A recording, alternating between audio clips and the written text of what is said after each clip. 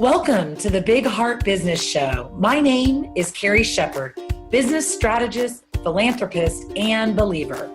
I'm on a mission to help entrepreneurs be more, do more, and give more beyond their business, and to do it with more heart and less hustle. Each week on the show, I'll be here with a message or interview from a powerhouse entrepreneur that has built their business by giving back. Together, we will inspire you, fuel you, and get you going with simple action steps and strategies to grow your purpose-driven business.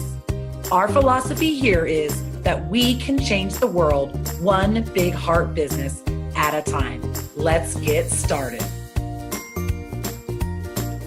This is episode number 14 of the Big Heart Business Show. And today I have the pleasure of meeting with Kelly Roach. Kelly is a former NFL cheerleader and Fortune 500 executive, where Kelly was promoted 7 times in 8 years. She brings a powerful combination of proven and profitable business growth strategies, coupled with the mindset, wellness, and productivity practices required to help entrepreneurs build a profitable business around a life they absolutely love. Kelly's passion and purpose is for helping entrepreneurs around the world achieve exponential profits, sales, and income growth. Man, Kelly, that is quite the combination, and I am excited to hear more about your journey from cheerleader to executive, now to coach. So welcome to the show. Thank you so much for having me, Carrie. I'm really excited to be here and can't wait to connect with you and share with the audience. Awesome. Well, I would love to hear and give you an opportunity to share kind of more of the behind the scenes of what your journey has looked like to get you to where you are today. Yeah, definitely. Well, it's been a fun journey. It's been a crazy journey. It's had lots of high highs and lots of low lows, as any career journey does. But, for me, it really started back in my childhood. I grew up in a great family, an amazing family, but a family that struggled financially. And, we had to rely on a lot of people for help. We had to be in maybe some, I always say, like kind of compromised situations that maybe I didn't want to be in growing up. And, it implanted a mindset in me at a really young age, like, hey, I want to take control of my life. I want to take control of my destiny. I don't want to feel this struggle again, because, what I always teach my clients is there's a lot of different kinds of struggle in life, right? Like someone can unexpectedly get in a car accident that wasn't their fault. Or you can wake up one day and find out someone that you're, dearly in love with has cancer.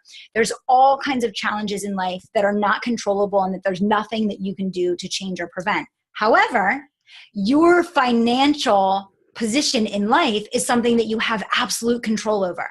And the greater your financial position in life, the more people you can help, the more people you can impact, the bigger difference you can make. And so for me, starting there, Carrie, is where I realized I want to take control of my financial situation. I was working 3 jobs starting from when I was like 12 years old.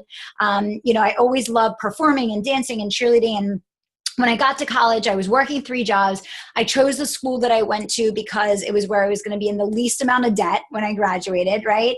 And it just so happened that that school didn't have a great dance team or cheerleading program. And I wanted to keep challenging myself. I wanted to keep growing. So I said, hey, why not audition for the Philadelphia Eagles? I can keep doing both. I can get paid to do it. It can be one of my 18 jobs that I'm doing while I'm in school.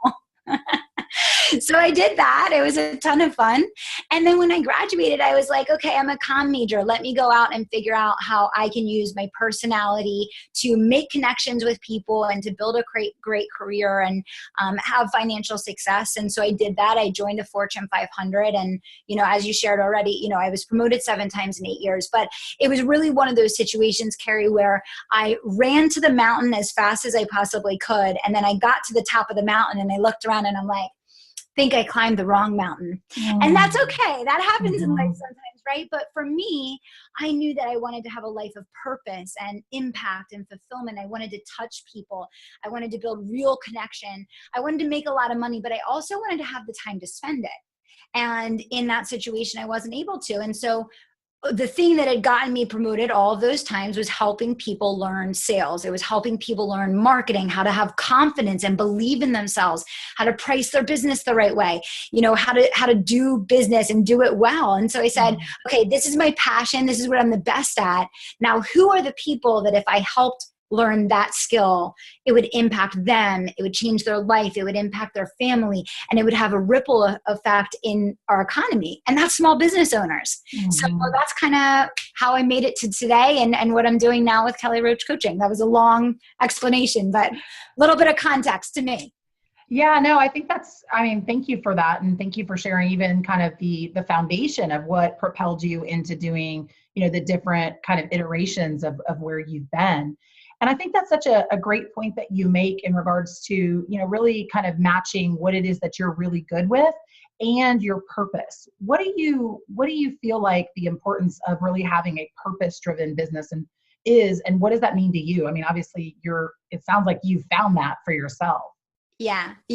I can honestly say I jump out of bed every morning so passionate about my life and so passionate about what I'm doing, because every dollar that one of my clients makes, every little ounce that they grow their business by, it's not just a client making money. It's Susie gets to go to dance lessons now. My kids don't have to be in daycare anymore. We get to take a vacation when we didn't get to for the last 5 years. It's those life things that I know someone's life is now changed. And to go to your question, Carrie, you said, what's the importance of a purpose-driven business and what role does that play? I think the most important thing in business is really becoming self-aware and knowing yourself and understanding what is my purpose for being on the planet? Why am I here? Why am I here? And, I think a lot of times, Carrie, we reach for that and we're kind of like thinking that it needs to be this like ornate, crazy thing that's different from our everyday existence, when I think a lot of times it like sits square right in front of us. Like, what are you naturally really good at?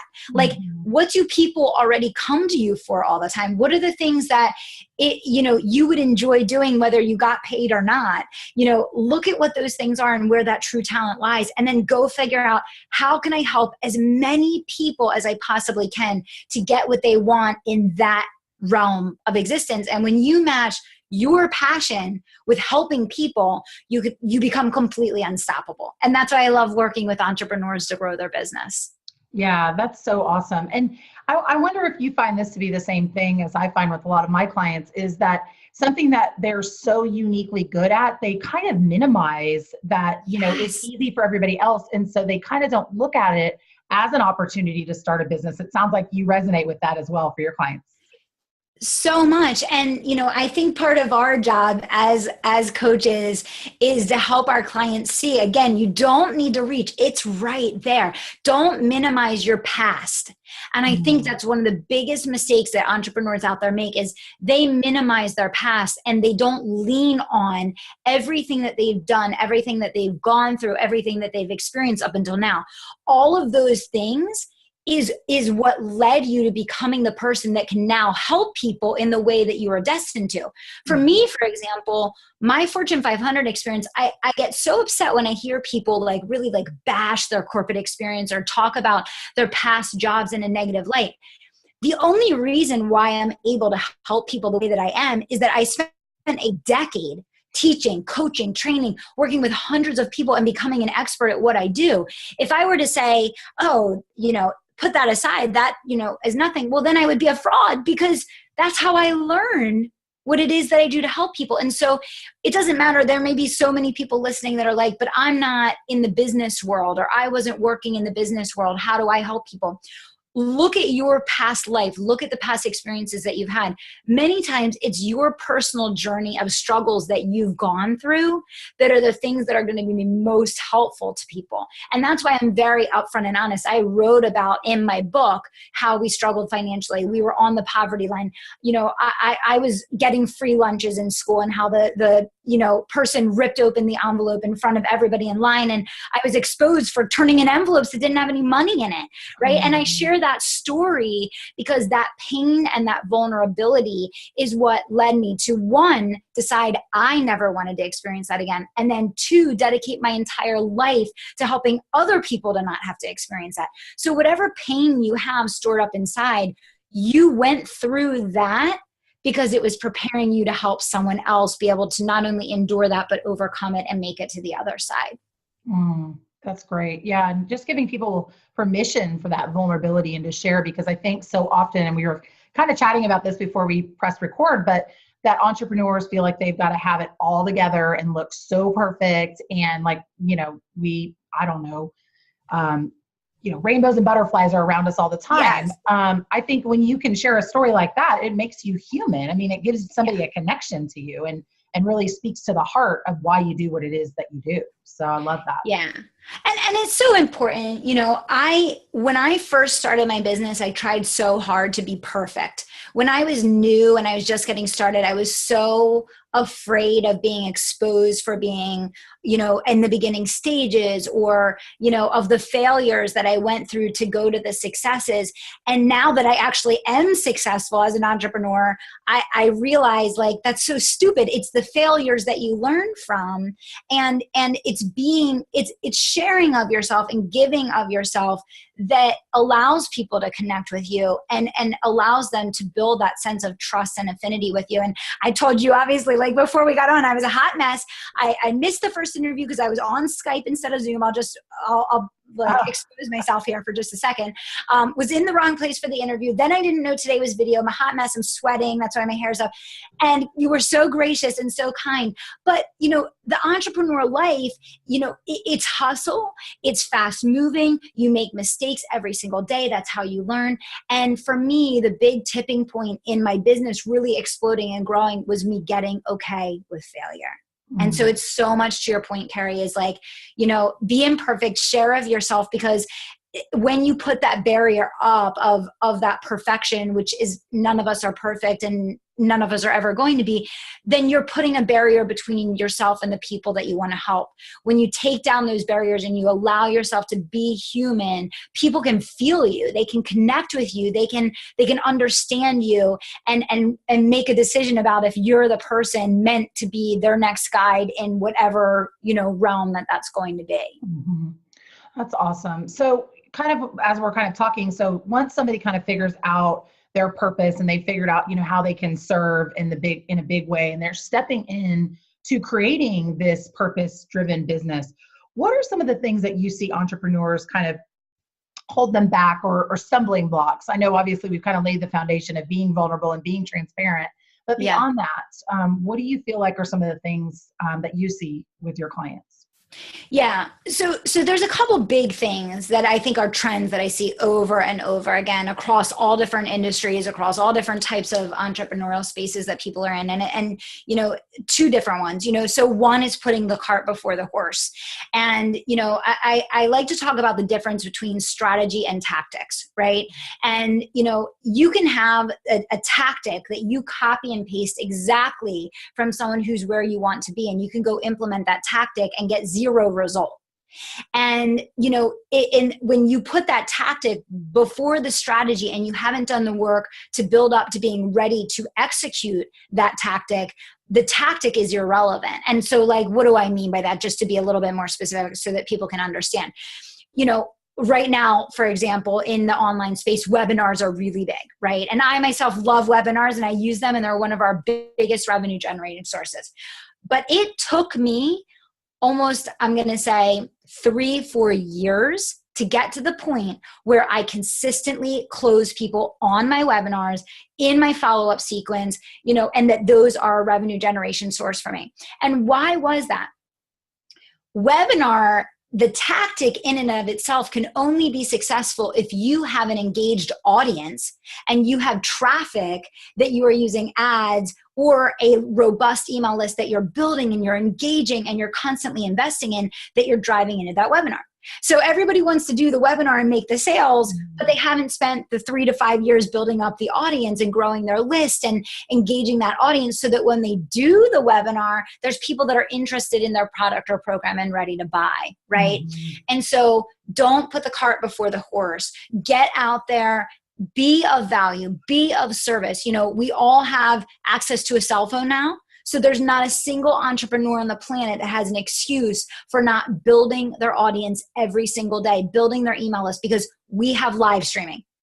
And if there's one thing it's the easiest tactic, it's free, it's accessible, it's available to all, and it's one of the best, most powerful strategies of today to build your business. And we all have access to this, and it's a choice every single day. Are you going to hide behind the computer? Are you going to flip on the camera and do something to make a difference? So if you make the choice every day, I'm going to do something to make a difference, I'm going to go out there and serve, I'm going to put myself out there, then you're going to build a list, you're going to have people that want to buy from you. And then when you go to implement all those great tactics, you will be in a position for those tactics to actually pay off. So build your audience, be of service, focus on list building from day one, add massive value for free, and then you will see the return on investment and the sales that come from that. And, you know, just to add one thing on that, Carrie, and I know that was kind of a long explanation, but I want to give detail and context to what I'm saying. I see so many times people wanting to get a return on investment before they've made the investment. And so whether you invest in the stocks or you're into real estate or you're into keeping money in cash and putting it in the bank, we all know that you're not going to get the investment if you haven't made the investment itself yet. And I think sometimes in the business world, we expect things to go the opposite. I'll invest in my business when my business does XYZ. I'll hire an assistant. Right? I'll pay for Facebook ads. I'll get a coach. I'll join a program when my business does XYZ for me. But yet we haven't, and the example I always like to give to make it really simple for everyone listening is, think about it like a car. You're going to say, when my car takes me to California, I'll put some gas in it once we get there. You can't treat your business like that. And so I think that's the mistake I keep seeing people making, because with the internet and with all this accessibility to what we see as available to us, that instant gratification desire creeps in. And that's not how it works. Those people, myself included, you included, all the people that we are watching and listening to online, think about how long and hard you worked to get to that success that people are now seeing of you, that they're saying, oh, I want to do what Carrie's doing. Let me put up, you know, XYZ ad or whatever it is. Does that make sense? Yeah, no, it totally makes sense. Yeah, I think, you know, expecting overnight results. And I think, unfortunately, you know, sometimes in the internet, you know, internet marketing space, it does look like people kind of come out of nowhere and they just pop. But you don't see the underlying, how many times did they fail? How long have they been working at it? Sometimes, you know, like yourself, you had an entire corporate experience. You know, other people, maybe they've had other businesses. You know, that's like when I came into the online space, I had already built 5 other businesses. Yes. That's rodeo. So you can't it's not apples to apples. Exactly. So I think those are some of the big things. And then, you know, I would just say overall, you know, trying to do it all and be it all yourself is still, it seems like it's so overdone. Like, are we even still talking about this anymore? But yes, we're still talking about it because people still don't get it. I emphasize in all of my programs with all of my clients over and over again, one of the most important entrepreneurial skills you're ever going to learn and employ is leadership. Your core job as a CEO is assembling a winning team and getting people doing things better, faster, cheaper, smarter than you ever could. And that's a company. But if you're just focused on being a technician, you don't run a business, you own your own job, and you're going to forever be the workhorse and never be the CEO and the visionary. So I hate to even bring it up because it seems so obvious, but it's still something that I see people struggling with immensely, and they're doing it all themselves, and no one person has the capability of being good at everything required to build a true business of substance. And you really have to think to yourself, you know, are you trying to just get by in life? Are you trying to just get by? Or are you trying to build a business of substance, of meaning that's going to impact people around the world, that's going to make a difference, that's going to provide for generations in your family? You're going to make decisions very differently depending upon where you see yourself on that spectrum. Yeah, that's a great point. And I know, when we were kind of introducing you as far as like really talking about productivity hacks. And I think that is such an important thing to bring up, because I think so many entrepreneurs think they're saving money, or, they don't have the money to invest. And it's quite the opposite, that, again, when you get out of what you're good at and you're trying to do it all, it's just going to slow you down, and, in the end, going to cost you more money. So 100%. So I'd like to, if you could just touch a little bit on, you talked about, your passion and purpose for really helping entrepreneurs become more confident and to really be able to have those sales conversations. And I know that's something that I'm super passionate about, is sales, because again, that is how we fuel a company, is by sales. Can you talk a little bit about how that confidence piece really connects to sales, and maybe even give our audience a couple tips? Yeah, absolutely. Well, I would say first and foremost, people say, I don't have confidence, or I don't feel comfortable. And they do struggle with those sales conversations. And that's okay. Most people that get into business for themselves were not salespeople in their past life. And so that's completely normal. But what I would say is if you want to stay in business and not only survive, but thrive, you have to make it a point to learn sales and then learn how to teach other sales, because ultimately you want to have a team of people that can sell for you so that you can step into that CEO role. So sales is a learned skill. It is not something that you were born with or without. It's just as hard or just as easy for one person to learn it as the next. And the thing that's changed about selling in the last couple years, which makes it the most brilliant time in history to be an entrepreneur, is that for the first time ever, selling has swung on the pendulum so far to the side of serving that quite literally, marketing messages now stand out like a sore thumb. Because now the methodology for selling is delivering amazing podcasts, doing unbelievable teaching webinars, doing live streaming where you're answering questions. It's amazing that you don't even have to be a salesperson anymore. Go out there and make a difference for someone. Go out there and answer people's questions. Go out there and add value for someone. Teach a short lesson. Give a quick tip.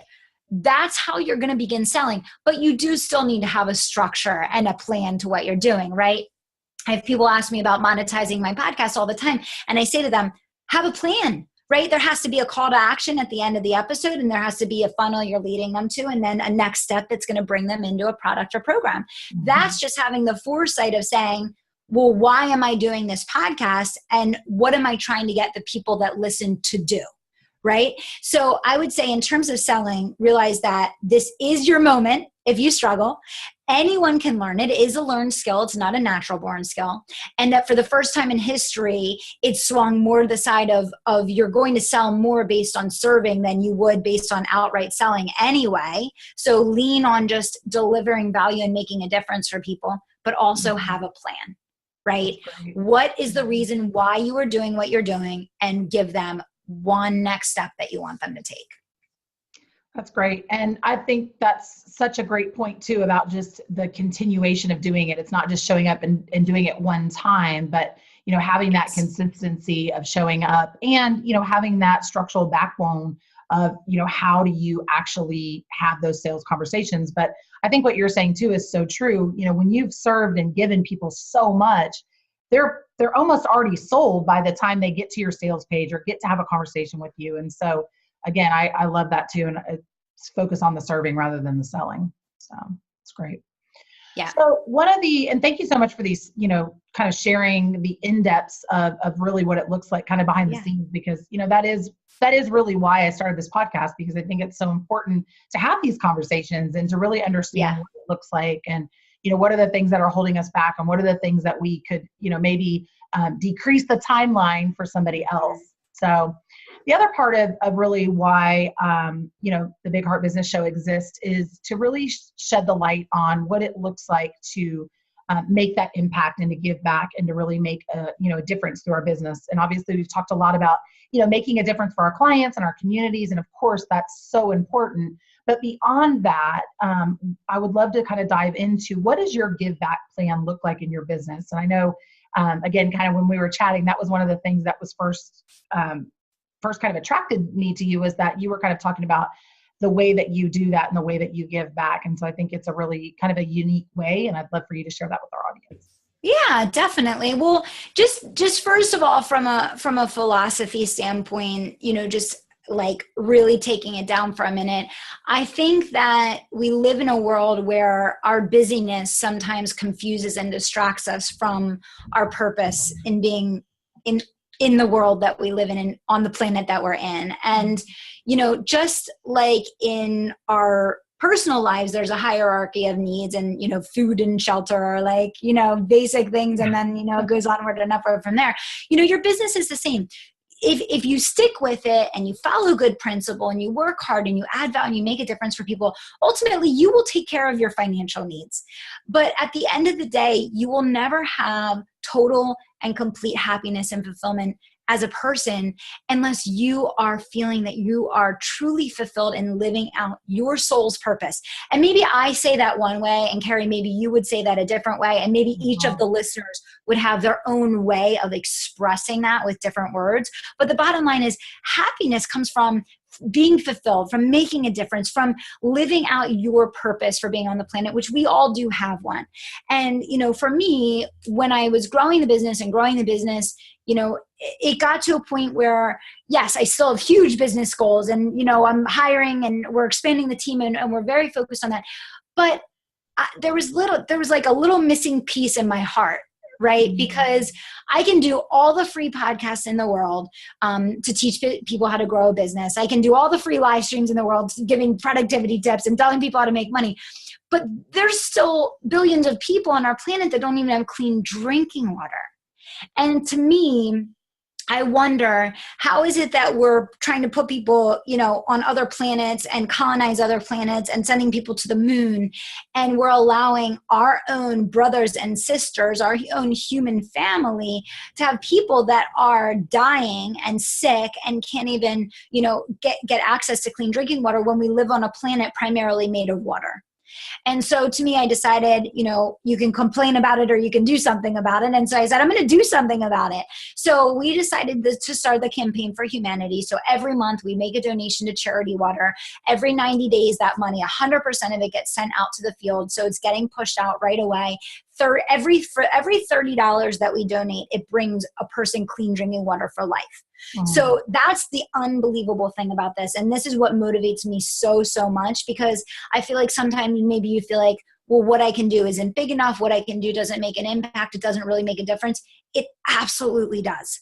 And if you have $5 and you can find a few more people that have $5, together you can bring one person clean drinking water for life. So we made that commitment to reach beyond the people that we can help with our products and programs, and really try to take a position of leadership in the entrepreneur space in just looking at the impact on the planet, the impact on the people around us. And our goal is, yes, if you feel inspired, donate to the Campaign for Humanity. There's a page on my website, but I don't really care. The goal is just think about something that you're passionate about and realize that every person does make a difference. Every dollar, every smile, every small little action that you take does make a difference. And this world that we live in can change because of every one of us. And we all have a role to play in that. So I'm hoping that our small little, a bit that we're able to donate every single month can grow and grow. And hopefully as the business grows, we'll be able to do more and more. But also another piece of that, Carrie, is just to remind people that we're a human family, remind people that you can make a difference, and encourage them to think of something that they can do each day, little or big, that might, make a difference in someone's life.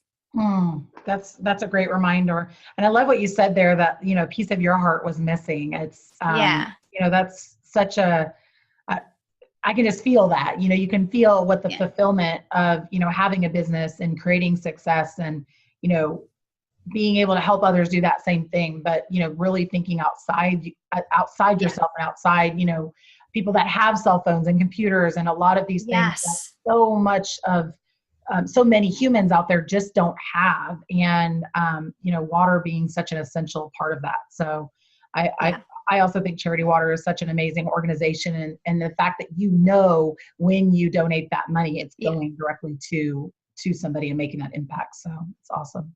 Yeah. What would you say to somebody who's kind of thinking, okay, great, maybe I do want to give back or I'm looking to give back, but they don't actually know what organization, or they don't have that kind of clarity that the way that you describe it is very clear about why you believe in that organization and the impact it makes. What advice would you give to somebody that maybe doesn't have that connection just yet? Yeah, well, I would say a couple things. For me, like, because of the experience I had growing up and the situation that I was in, we had a lot of people that helped us and that did things for us. And so I knew that as soon as I got myself in a position where I could, that was something that I wanted to do.